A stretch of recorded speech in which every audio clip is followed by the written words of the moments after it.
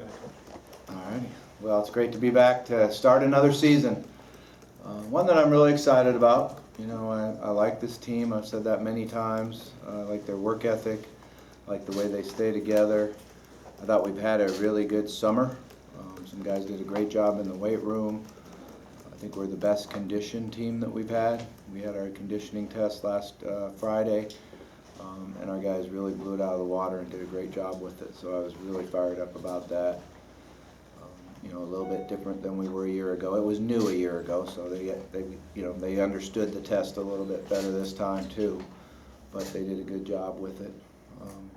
So I'm excited to get started. We will split the practices, at least the first 3 days, and I'm debating on the fourth day whether we come together then or wait till we go full pads. But the first 2 practices are helmets only, and then the second 2 are helmets and shoulder pads, and then you go full pads on the 5th day. But don't get too caught up in who's going with who, because sometimes we split practices and some players go with different groups because of class schedule. We're still in summer school right now. We will be through next Tuesday, so some of it is because of that. We will have a couple guys that won't be there tomorrow because they're doing orientation, which is always something that you know, we try to get done during the summer, but anybody that comes in late usually has to miss a practice for orientation, just to get ready for the fall for academics. So we will have a couple of that, but it'll be fun. I can't wait to get on the field and see how these freshmen are. You know, we've seen the guys in workouts and in the weight room and running, but I haven't seen them do anything as far as football goes. So it'll be fun to get on the field and see how that looks and how quickly they can pick things up, and you know what their change of direction is. So I think that'll be the funnest thing tomorrow in the morning with the newcomer group, is to see the guys that haven't been here through spring ball and how they adjust and go. And then with the vets in the afternoon, you know, we want to see better execution and carryover from spring practice. I think it's something that's going to be really important for us defensively, is that we're able to carry over and build on what we did in spring practice, not start over. You know, I think that would put us behind if we started over. So I'm anxious to see the carryover, how much we retained, and how quickly we can play fast on defense and do things right. So obviously quarterback's always a big position. You know, I'm excited about Juwan. I think it's his time. He's been here learning and putting effort in to get it right. So I'm expecting him to do real well. I think he's talented. I also thought Malik had a really good spring game. You know, I knew all spring long that, you know, he could really run. He's really fast. He could do some of the things we did with Lamar as far as running the football. But I thought he really improved in spring throwing the ball. And, you know, came out in the spring game and was able to throw the ball like guys are right in his face and into tight coverage, and made some real improvement as spring went on. Jordan Travis is our incoming freshman. The receivers tell me that he might have a stronger arm than both of them. So that'll be good to see. I'll be anxious to see how that goes tomorrow. But with that, I think I'll just open up for questions. Bobby, how much did We need to this get a spring? microphone here, please. Take the microphone. For the video, huh? Bobby, how much did the spring answer some questions that you had, knowing who wasn't going to be here, and how do you feel like you can follow up on that? Yeah, I think it answered a lot as far as running back position, that we have all the confidence in Trey Smith. Tobias Little had a really good spring, running and catching the ball out of the backfield. You know, we missed Dave Williams and Colin Wilson out there, but they're healthy. They ran really well the other day. They'll look good, and we'll get them going. And then defensively, I think, you know, it gave us a starting point as far as depth goes on the defensive line. Mike Boykin had a great summer and is, you know, physical and really fast.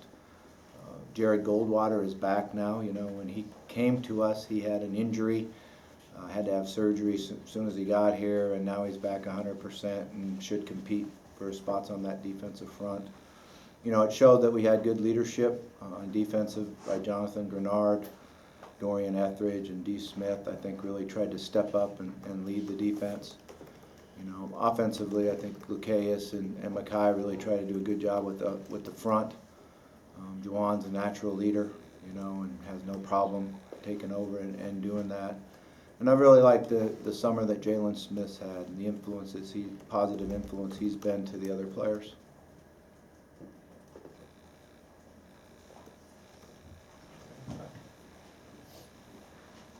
Thank you guys so much.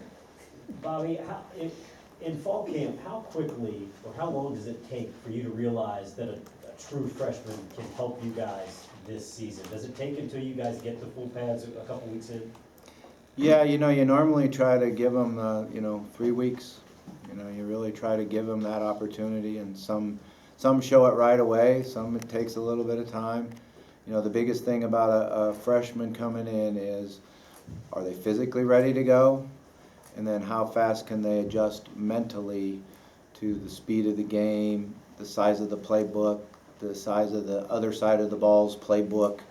So how quick can they pick that up? It's a lot easier now, you know, and they're here all summer long, and you know, they're not going to come out there tomorrow and be totally out of their comfort zone like they used to. You know, they used to be all nervous and, you know, go through anxiety, drop balls that hit them right in the hands that they never dropped once in high school. So that goes away just because of the fact they've been here for 2 months and around all their teammates. So that's why you're seeing so many true freshmen play. And I think the biggest thing is the learning part of it, you know. But it's going to be interesting to see this new rule, this new 4-game, and you know, when you redshirt them rule. I think going into it, my philosophy is I'm going to try to see, you know, who I think can contribute and help us, and use them early in the season, and then who you normally would redshirt, and you know, try to use them late in the season and see where we're at. So I'm sure there'll be some adjustments and changes on that because it never works out how you think it will. How do you work with the defense in terms of formation?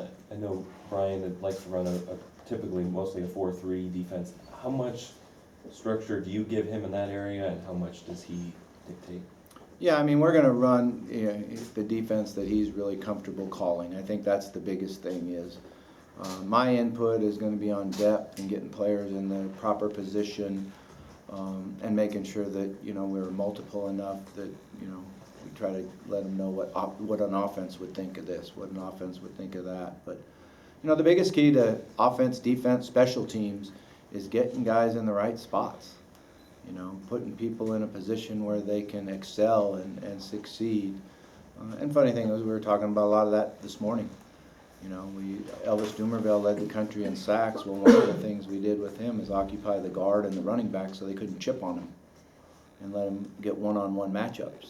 You know, Brandon Johnson was a great pass rusher for us as a linebacker, and we gave him free rush. He could go out or under, and then we just covered with one of the inside down linemen. So it's how you utilize, you know, your talent within your scheme and get them in a position where they can make plays for you, and don't overcoach them. You know, if you get a special player like Lamar Jackson, you know, don't overcoach him. Let him, you know, do what he does. So I think both sides of the ball will have guys like that. We got to make sure that we don't screw them up. You mentioned the running backs. How are you health-wise with Day and Colin after last season? Good. Yeah, you know, they're coming in healthy and ready to go, you know, and I'm excited about that. And I'm excited about a young man named Hassan Hall. I think Hassan will be the fastest guy that we've had at running back. You know, he really can go, and he looks really fast. You know, he's got a lot to learn. That's, you know, it's like I told Kobe Smith when he was a true freshman here, after he gave up a couple sacks in practice, if you don't protect the quarterback, you don't play. So he's got to learn the protections, and he's big enough and physical enough to be able to get the technique down and make the blocks, but you got to learn the schemes, and you know, that's the number one most important thing as a running back is you can't get the quarterback hit. And Trayshawn Smith, you mentioned that this Trayshawn will be starting practice tomorrow, which is, I didn't think he would be there yet. So for me, he's ahead of schedule. For our trainers, they say he's right on and ready to go. Now there'll be some parts of practice that he won't participate in early. you know, some of the one-on-one drills and some of the competition drills. But they feel like he'll be ready and good for the first game, so I'm very hopeful for that. That would really help us. Sticking on running backs, you said something interesting the other day about maybe not telling those guys who's first team, second team, third team, and seeing how they run out there and who takes first reps, that kind of thing. What goes into that philosophy, and how often have you done that in the past? Yeah, I've done it a lot, you know, sometimes with quarterbacks, sometimes running backs, you know, with all different positions, probably not the O-line, you know, but a lot of times you just see who thinks they're the starter and, you know, who runs out there first. And, you know, we did that when I first came here at quarterback because everybody was talking about the two quarterbacks that we had. And so we just went out to practice, and Stephon ran out to the front, grabbed the ball, and jumped in there. You know, so you kind of see what their feelings are and what their confidence is and how they think of themselves. Coach, as you start a new season, do you ever obviously tweak things in your fall camp? Are there any changes this year that you'll do? Maybe you didn't do last year. You know, go a little longer, a little less, or do you, as you get older, do you tend to see things to kind of fix in fall camp? Yeah, I mean, I always like to do new things and adjust, and you know, some of the things that we'll do here in fall camp a little bit different because there are no two-a-days anymore, is we'll do some position conditioning after practices, you know, where you feel like you can get in better shape, better condition, but I don't like to line up, run down, touch a line, and run back. I have a hard time with that. I don't feel like it really helps you, so, you know, we'll do stuff like the DBs doing deep ball drills, the receivers running go routes, adjusting to the ball, screen drills for the offensive line. Really helps you get better and get in good condition, you know, so pass rush drills for the D-line and adjust to screen and draw. So there's a lot of things you can do and get and work on conditioning. But when it was two-a-days and it was hot, you really didn't do a lot of conditioning in practice. But I think we will this year. With the offensive line, how many guys do you look for? I mean, obviously you'd like to have as many as you possibly can, but how many guys do you want to have, and where do you think that depth is right now that you can kind of put guys in the game? Yeah, I think that we'll have guys compete. We'll have, you know, possibly 9 guys that will compete to see where they fit in. You know, Linwood Foy, I really believe will be one of the starting tackles, or guard, because he could play either one, but I liked what I saw from him at tackle. You know, Cole Bentley and Sheeler are going to kind of compete at the center spot and see how they do at the center spot. And also Cole's going to, you know, work at guard because he was a really good guard last year. I thought he did a good job this spring at the position and really matured and got where he was comfortable with it, snapping the ball and playing it, making calls. And then I feel like Sheeler had a great spring game. You know, he came in and really played really well in the spring game, and then went back and watched his snaps from last year, and he played well when he was in there last year. So that experience will help him in maturity. Obviously, we got Lucaeus and Mackay, and then we've got to find, you know, someone who can rotate in with them and work hard there. Kenny Thomas coming back at a guard, but you also have Caleb Chandler, who can rotate at both guards, is very, very talented. He just has to get the reps on the technique and be able to utilize his technique. But he's strong and very athletic, very flexible. Ronald Rudd's gotten his body in a position where he should compete for some reps and compete to play.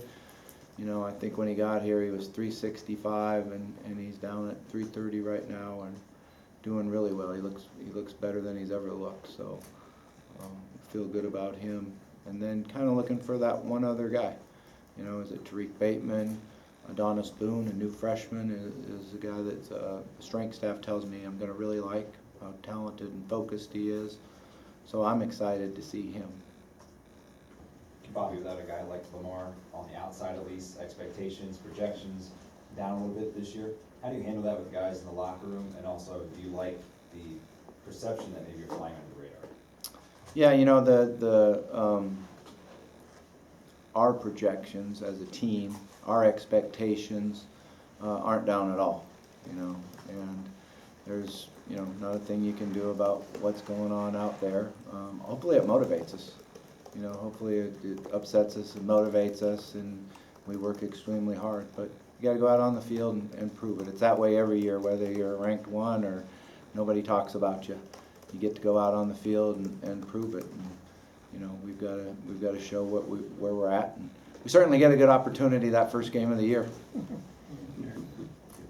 Along that line, how much focus have you noticed with your players over the summer, knowing that Alabama is that first test? Yeah, I think they've had a really good summer. I think they've worked extremely hard, and they're, you know, I don't know if it's because we were in the Traeger and the heat, you know, in the weight room, but our percent of body fat is down. We're a slimmer, faster, more conditioned team. So, and certainly it's going to be hot and humid that first game, but I don't know if it's just, if that had something to play into it, or if they just worked harder. But I like their attitude. I like the leadership that we have. How much do you add or subtract plays, from year to year in terms of what you emphasize? And is it dictated by personnel or just what you're comfortable with or how the game evolves? Yeah, definitely by personnel. You know, I always have believed that we got to do what our guys can do and mold the offense around the quarterback, what he does well, and try to not let anyone know what he doesn't do well. But then, also around the other personnel, how we're going to get the ball to the receivers. We've got tight ends this year that I really like that I think can help us in the run game and the pass game. Last year you knew that we had 2 running backs that also could line up at receiver and play at receiver. Are we going to have somebody that can do that this year, or, those are the things that kind of dictate that. But it always changes. You look back on the self-scouts over the years, and your personality on offense always adapts to what personnel you have. Obviously, a big story yesterday was Urban Meyer, the news about him. Did you have a reaction to that and your response to everything that unfolded? Yeah, I heard about it. I've had, assistant coaches and people tell me about it. I haven't paid much attention to it. I've got a lot that I've been dealing with personally myself, with my father passing away and getting back here feeling I'm a little bit late. So I've actually been cooped up in my office and in the meeting rooms just working on football and trying to get our program going. Jarvis Brents, is he going to practice tomorrow? Yeah, well, no, not tomorrow. He's one of the guys. He's one of the guys in orientation, but obviously made a mistake. I think he was really sorry for it. I think he tried to do everything he could to overcome it. We're going to give him that opportunity. He understands the standards and expectations we have. He's been working extremely hard since he's been here, and we'll see how he does. I'm hoping he does really well. I think that over the years, and that was one of the things about being at my father's funeral and seeing all the ex-players and coaches and everybody that was there. How many guys that were in that room that were given a second chance that are now out doing great. So I truly do believe in second chances. Real quick, a couple of fans have asked whether you're going to open any practices during August to the fans. Yeah, tomorrow what we're going to do is have it open for y'all for a half hour, I guess it is, 6 periods. You can come to both the morning and the afternoon, so you get to see the newcomers and the vets. We're going to have a fan fest. What's the day of the fan fest? The 11th. So we open up the stadium, bring them in for the stadium. Not have really a true practice, but kind of bring out groups in waves and let them do some work and show the fans, and then also see this, the stadium construction and everything. So sign some autographs when it's over with. Instead of just doing a fan day and signing autographs, I think that get our players out there and bring the receivers and quarterbacks out and throw the ball and DBs and do some one-on-one, and then the O-line, D-line, and so I think that'll be fun for the fans, and hopefully it adds some excitement. All right.